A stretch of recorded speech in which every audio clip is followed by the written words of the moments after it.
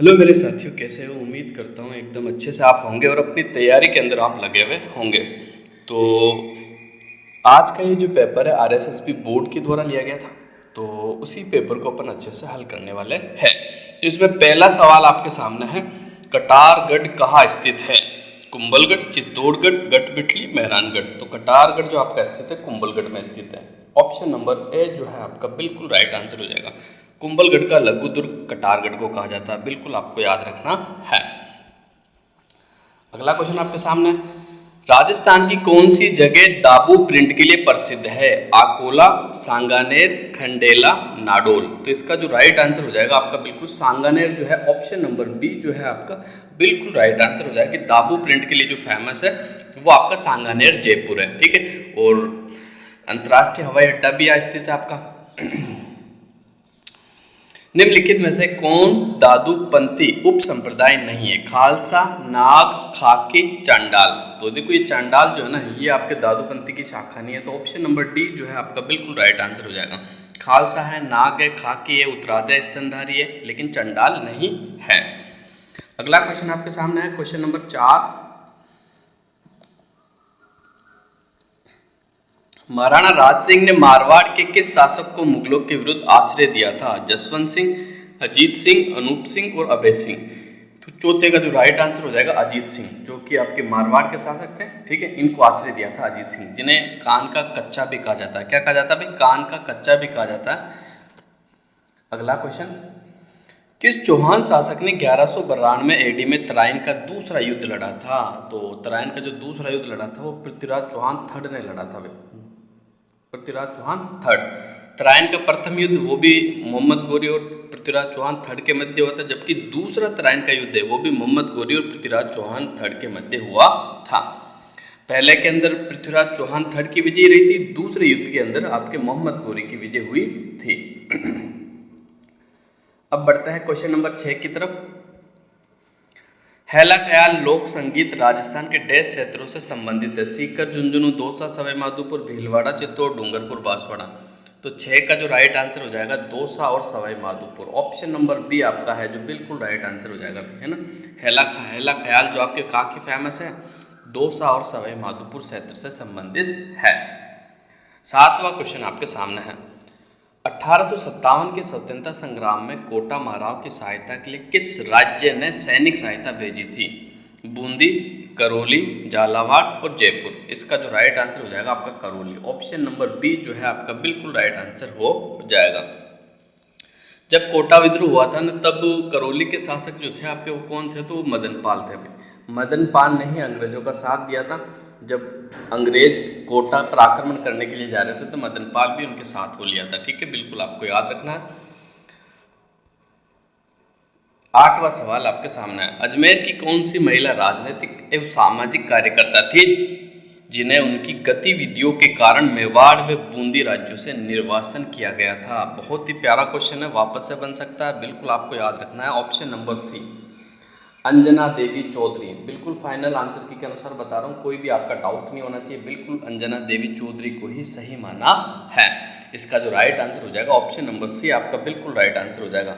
बेहतरीन क्वेश्चन है, लेकिन देखो वापस बनने के पूरे चांसेस हैं, इसलिए अच्छे से देखना। जोधपुर के मेहरानगढ़ दुर्ग का संस्थापक कौन था? राव जोधार, महाराजा जसवंत सिंह, महाराजा मान सिंह, महाराजा गज सिंह। इसका जो राइट आंसर हो जाएगा Rao Jodha. Option number A जो है आपका बिल्कुल राइट आंसर हो जाएगा।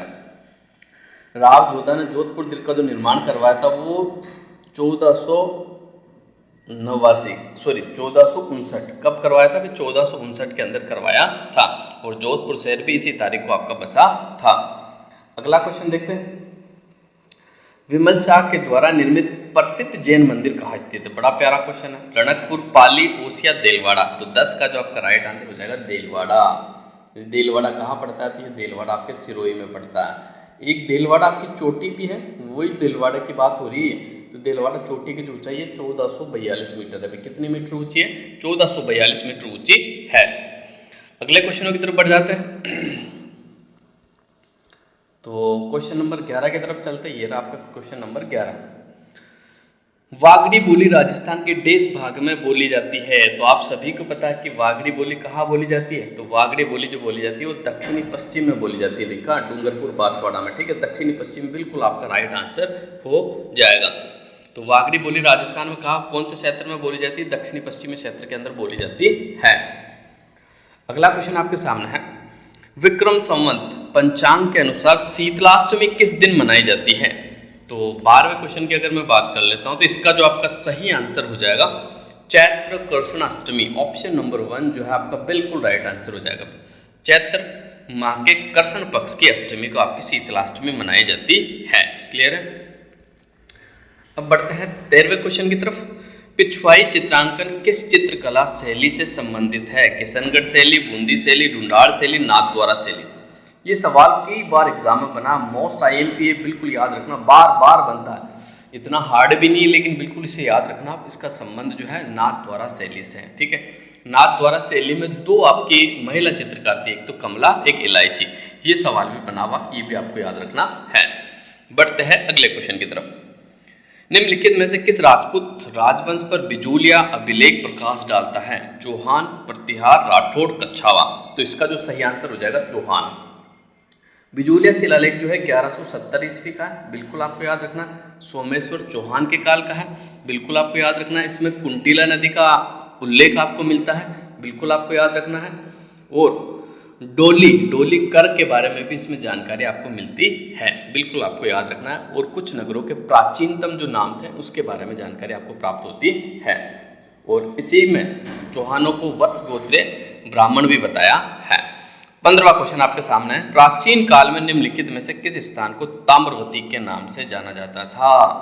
बड़ा अच्छा सवाल है आपका। तो 15वें का जो आपका राइट आंसर हो जाएगा, आहड़ को ताम्रवती के नाम से जाना जाता था। ताम्रवती नगरी आहड़ को कहा जाता था। ठीक है, और ताम्र नगरी के नाम से खेतड़ी को जाना जाता था। और सभी सभ्यताओं की, ताम्रयुगीन सभ्यताओं की जननी किसे कहा जाता है। तो बिल्कुल आपको गणेश्वर को कहा जाता है। किसे कहा जाता है, गणेश्वर सभ्यता को कहा जाता है। अगले क्वेश्चनों की तरफ बढ़ जाते हैं। 16वां क्वेश्चन आपके सामने है। केंद्र सरकार के भारतीय पुरातात्विक सर्वेक्षण विभाग ने किस मंदिर को राष्ट्रीय महत्व का स्मारक घोषित किया है। ब्रह्मा मंदिर पुष्कर, त्रिपुरा सुंदरी बांसवाड़ा, रणकपुर जैन मंदिर पाली, करणी माता मंदिर देशनो। तो इसका जो आपका राइट आंसर हो जाएगा, वैसे 16वें का जो आपका बिल्कुल सही आंसर होगा कौन सा होगा। तो बिल्कुल ऑप्शन नंबर ए जो है ना आपका बिल्कुल राइट आंसर हो जाएगा, बर्मा मंदिर पुष्कर। ये बर्मा मंदिर जो आपका पड़ता है, कहाँ पड़ता है, तो बर्मा मंदिर जो पड़ता है आपको पुष्कर में पड़ता है। बर्मा मंदिर कहाँ पड़ता है, ये पुष्कर में पड़ता है। पुष्कर कहाँ पड़ता है, आपका अजमेर के अंदर पड़ता है। ठीक है, इस पुष्कर के पास से पास में जस्ट पास में आपके नाग पहाड़ बना हुआ है। कौन सा पहाड़ बना हुआ है, नाग पहाड़। ठीक है, ये नाग पहाड़ से ही आपकी लूणी नदी निकलती है, बिल्कुल आपको याद रखना। एक बार नाग पहाड़ की ऊंचाई भी पूछ ली गई थी, ये भी याद रखना आपको। 795 मीटर ऊंचा, आपका कितना, 795 मीटर ऊंचा है। आजादी के बाद जोधपुर के कौन से शासक अपनी रियासत को एक स्वतंत्र इकाई रखना चाहते थे। तो 17वें का जो राइट आंसर हो जाएगा आपका बिल्कुल option number A, Maharaja Hanuman Singh. Option number A जो है आपका बिल्कुल राइट आंसर हो जाएगा। नेक्स्ट, नीमूचाना हादसा कब हुआ था। 14 मई 1925, 11 मार्च 1930, 25 अगस्त 1935, 14 जुलाई 1929। तो 18 का जो राइट आंसर हो जाएगा आपका, नीमूचना जो हादसा हुआ था ये 14 मई 1925 को हुआ था, अलवर में हुआ था। इस समय जो शासक थे वो महाराजा जय सिंह थे। और गोलियां जो चलाई थी वो कमांडर छज्जू सिंह ने चलाई थी। किसने चलाई थी, कमांडर छज्जू सिंह ने, जिसे राजस्थान का जनरल ऑफ भी कहा जाता है। 19वां क्वेश्चन आपके सामने है। राजस्थान सेवा संघ की स्थापना किस वर्ष हुई थी। 1919, 1909, 1929, 1939। तो इसका जो राइट आंसर हो जाएगा 1919 के अंदर राजस्थान सेवा संघ की स्थापना हुई थी वृद्धा महाराष्ट्र में। अगला क्वेश्चन, अजमेर मेरवाड़ा का राजस्थान में विलय कब हुआ था। बड़ा अच्छा क्वेश्चन है, 20वां क्वेश्चन है लेकिन बड़ा शानदार क्वेश्चन है। तो इसका जो आपका राइट आंसर हो जाएगा बिल्कुल 1 नवंबर 1956। 1 नवंबर 1956 को अजमेर मेरवाड़ा की जो विलय हुआ था राजस्थान के अंदर। ठीक है, और अजमेर जो 26वां जिला बना था वो भी 1 नवंबर 1956 को ही बना था। अब बढ़ते हैं आगे। प्रसिद्ध चित्रशाला देश के गढ़ में राजप्रसाद में स्थित है। बूंदी, आमेर, बीकानेर और जोधपुर। तो इसका जो राइट आंसर हो जाएगा बिल्कुल मैं बात करूँ तो 21वें का जो बिल्कुल सही आंसर होगा आपका ऑप्शन नंबर ए, बूंदी में है। चित्रशाला कहाँ पड़ती है? बूंदी के अंदर पड़ती है। ऑप्शन नंबर ए जो है आपका बिल्कुल राइट आंसर हो जाएगा। अगला क्वेश्चन है सुमेलित करने वाला है, इससे अच्छे से सुमेलित करते हैं। देखो इकतारा जो है ये तत्वाद्य यंत्र होता है आपका, ठीक है। अलगोजा की बात कर लूँ तो ये सुशीर वाद्य यंत्र होता है। झांझ की अगर मैं बात कर लूँ तो झांझ आपका घन वाद्य यंत्र होता है। मांदल की मैं बात कर लूँ तो ये आपका अवनद वाद्य यंत्र होता है, ठीक है। बिल्कुल आपको याद रखना। वापस से बता देता हूँ, इकतारा तत्वाद्य यंत्र, अलगोजा सुशीर वाद्य यंत्र, झांझ घन वाद्य हो जाएगा, मांदल अवनद हो जाएगा। तो इसका जो राइट आंसर हो जाएगा ऑप्शन नंबर ए जो है आपका बिल्कुल राइट आंसर हो जाएगा। नेक्स्ट, विश्व की सबसे बड़ी तोप जेबान का निर्माण किसके द्वारा कराया गया था? तो 23वें का अपन सही आंसर देख लेते हैं। मिर्जा राजा जय सिंह, सवाई जय सिंह सेकंड, महाराजा मान सिंह प्रथम और सवाई प्रताप सिंह। तो इसका जो राइट आंसर हो जाएगा ऑप्शन नंबर बी जो है ना आपका बिल्कुल राइट आंसर हो जाएगा। नेक्स्ट, अगला क्वेश्चन देखते हैं। जेम्स टोड ने निम्न में से किस युद्ध को मेवाड़ के इतिहास का मैराथन कहा था? तो हल्दीघाटी युद्ध, कुंभलगढ़ युद्ध, दिवेर का युद्ध, गोगुंदा का युद्ध। तो 24वें का जो आपका बिल्कुल राइट आंसर हो जाएगा दिवेर का युद्ध। ऑप्शन नंबर सी जो है ना आपका बिल्कुल सही आंसर हो जाएगा। नेक्स्ट, अगला क्वेश्चन देखते हैं। लोक वाद्य यंत्र भपंग राजस्थान के किस क्षेत्र से संबंधित है? तो 25वें का जो आपका बिल्कुल राइट आंसर हो जाएगा option number A, Mewat. Bhapang का जो संबंध है ना वो मेवात से है, बिल्कुल आपको याद रखना है। अब बढ़ते हैं अगले क्वेश्चनों की तरफ। गिरवा पहाड़ियां किस जिले में स्थित हैं? डूंगरपुर, सिरोही, उदयपुर, भीलवाड़ा। तो गिरवा की जो पहाड़ियां है वो उदयपुर में, उदयपुर नगर के चारों तरफ तस्तीरी नुमा बेसिन में की तरह आपको गिरवा पहाड़ियां देखने को मिलेगी, बिल्कुल आपको याद रखना। जबकि भाकर की जो कटी फटी पहाड़ियां है वो सिरोही के अंदर है। कहा सिरोही के अंदर स्थित है। अगला क्वेश्चन देखते हैं। राजस्थान के नक्शे पर निम्नलिखित में से कौन सा सुदूर दक्षिण में स्थित है? ये आपको बताना है। तो देख लेते हैं इसका जो राइट आंसर होने वाला आपका 27वें का कौन सा सही होगा। भाई मेड़ता सिटी ये तो आपके नहीं पड़ता है, सोजत पाली में पड़ता है, मारवाड़ जंक्शन और राजसमंद। देखो राजसमंद का एरिया देखेंगे तो इन सभी में से जो दक्षिण के अंदर जो पड़ेगा सबसे दक्षिण में जो पड़ेगा वो राजसमंद जिला पड़ेगा आपका, ठीक है। सोजत पाली में पहले आ जाता है, मेड़ता सिटी और मारवाड़ जंक्शन दोनों ही पहले आ जाते हैं, ठीक है। तो राजसमंद सबसे सुदूर दक्षिण में दिए हुए हैं जिसमें से। तारा बालू का स्तूप कहाँ पाए जाते हैं? तो देखो ये 28वां क्वेश्चन जो है फिलहाल आपका डिलीट कर दिया गया, तो इसकी चर्चा मैं नहीं करता हूँ, है ना। 29वां क्वेश्चन देखते हैं। राजस्थान राज्य का जल विभाजक कौन सा? अरावली पर्वतमाला, लूणी नदी, सांबर झील, मुकुंदरा पर्वतमाला। तो अरावली पर्वतमाला ऑप्शन नंबर ए जो है ना आपका बिल्कुल राइट आंसर हो जाएगा भाई। अरावली पर्वतमाला जो कि राजस्थान में जल विभाजक का कार्य करती है। निम्न में से कौन सी नदी बांसवाड़ा जिले में नहीं बहती है? चेन्ना, माही, अन्नास, सोम। तो 30 का जो आपका राइट आंसर हो जाएगा सोम नदी जो है बांसवाड़ा में नहीं बहती। सोम नदी जो है आपकी बांसवाड़ा के अंदर नहीं बहती है, बिल्कुल आपको याद रखना है। सोम नदी जो कि बीछा मेढ़ा के पहाड़ी से निकलती है, ये डूंगरपुर में ही आपका त्रिवेणी संगम मनाती है, ठीक है। माही, सोम और जाखम नदियाँ बेणेश्वर धाम के पास। 31वां क्वेश्चन है। उत्खात स्थलाकृति किस बेसिन में पाई जाती है, यानी बेडलैंड टोपोग्राफी। तो देखो जब भी उत्खात स्थलाकृति का सवाल तो आपको बिल्कुल चंबल राइट करना। ऑप्शन नंबर सी जो है ना आपका ये आपका बिल्कुल सही आंसर होगा। अगला क्वेश्चन देखते हैं।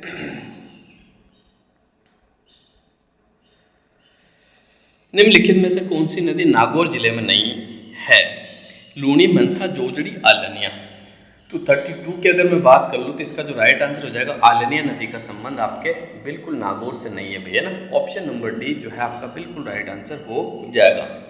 अब देखो सभी साथी जो हमसे जुड़े हुए, जो छात्रावास अधीक्षक की तैयारी कर रहे हैं या एलडीसी की तैयारी कर रहे हो आप, या फिर आप सीईटी की तैयारी कर रहे हो, ठीक है, या फिर आपके राजस्थान पुलिस वाला एग्जाम है, या फिर आपका पशु परिचर वाला एग्जाम है, बिल्कुल चैनल के साथ जुड़े रहे। बेहतरीन तैयारी मैं आपकी करवाने वाला हूँ, क्योंकि कल आपका आरएसएसबी बोर्ड का जो है कैलेंडर भी आ गया, संशोधित कैलेंडर, ठीक है। उसमें सारी डेट्स दी हुई। अब आपका इलेक्शन भी लगभग पूरा खत्म हो चुका है, ठीक है। तो अब देखो तुरंत रिजल्ट भी जल्दी आएंगे, और आपकी जो एग्जाम्स लेना है वो भी आप स्टार्ट होने वाले हैं, क्योंकि आचार संहिता का जो मामला था वो खत्म हो चुका है। अब आप अच्छे से अपनी तैयारी में लग जाए। तो 33वां क्वेश्चन देखते हैं अपन। निम्न में से कौन सा जोड़ा सही सुमेलित नहीं है? बनास, ढूंढ, माही, मेनाल, लूणी, जोजड़ी, साबरमती, माजम। तो देखो, माही की सहायक नदी मेनाल नहीं है, मेनाल तो बनास की सहायक नदी है। किसकी है? बनास की सहायक नदी है। बनास, मेनाल और बेडची त्रिवेणी संगम बनाती है भीलवाड़ा बेगू के पास, ठीक है, मेनाल में। तो ऑप्शन नंबर बी जो है आपका बिल्कुल राइट आंसर हो जाएगा। नेक्स्ट, राजस्थान में जल द्वारा अपर्दन सबसे अधिक किस नदी में होता है? तो 34 का अगर अपन सही आंसर की बात करें तो माही, लूणी, चंबल और बनास। तो सबसे ज़्यादा जल अपर्दन होता है चंबल नदी से होता है, ठीक है। चंबल नदी के आसपास के एरिया जल की वजह से कटाव हो जाते हैं उनके अंदर, यानी उत्खात आकृति, यानी नालियाँ बन जाती है गेरी गेरी, ठीक है। तो सबसे ज़्यादा जो जल द्वारा जो अपर्दन होता है वो चंबल नदी के द्वारा होता है। राजस्थान के किस जिले में कैल्सी ओर्थिड पाई जाती है? उदयपुर, जयपुर, सिरोही, सीकर। तो इसमें देख लो आप, इसमें जो आपका रेगिस्तानी जिला है सीकर। ऑप्शन नंबर बी जो है आपका बिल्कुल राइट आंसर हो जाएगा भाई। कैल्सी ओर्थिड जो पाया जाता है वो सीकर के अंदर पाया जाता है, ठीक है। बिल्कुल आपको याद रखना है, ऑप्शन नंबर बी जो है आपका बिल्कुल राइट आंसर हो जाएगा। और बहुत ही बेहतरीन सवाल था ये, ऐसे सवाल ही अक्सर कंफ्यूज करते हैं एग्जाम्स के अंदर। निम्नांकित में से कौन सी कृषि पद्धति मृदा अपर्दन के लिए जिम्मेदार नहीं है? तो 36 का अपन देख लेते हैं। बागाती कृषि, जूमिंग कृषि, गहन कृषि और सीढ़ीदार कृषि। तो 36 का ए जो है आपका बिल्कुल राइट आंसर हो जाएगा, बागाती कृषि। ऑप्शन नंबर ए जो है आपका बिल्कुल राइट आंसर हो जाएगा। 37वां क्वेश्चन, भारतीय वन्यजीव संरक्षण अधिनियम 1972 को राजस्थान में किस वर्ष लागू किया गया था? तो 37 का जो आपका बिल्कुल राइट आंसर हो जाएगा 1973। ऑप्शन नंबर सी जो है आपका बिल्कुल राइट आंसर हो जाएगा। बढ़ते हैं अगले क्वेश्चन की तरफ। बांस मुख्यतः कहाँ पाया जाता है? उदयपुर, अजमेर, प्रतापगढ़ और बारा। तो इसका जो राइट आंसर हो जाएगा इनमें से, तो आपका बिल्कुल उदयपुर के अंदर बिल्कुल राइट आंसर हो जाएगा आपका। झीलों की नगरी, फाउंटेन एंड माउंटेन्स की सिटी और वाइट नगरी के नाम से जाने जाते हैं उदयपुर। उदयपुर शहर कब बसा था? तो बिल्कुल महाराणा उदय सिंह ने बसाया था 1559 ईस्वी में, बिल्कुल आपको याद रखना है।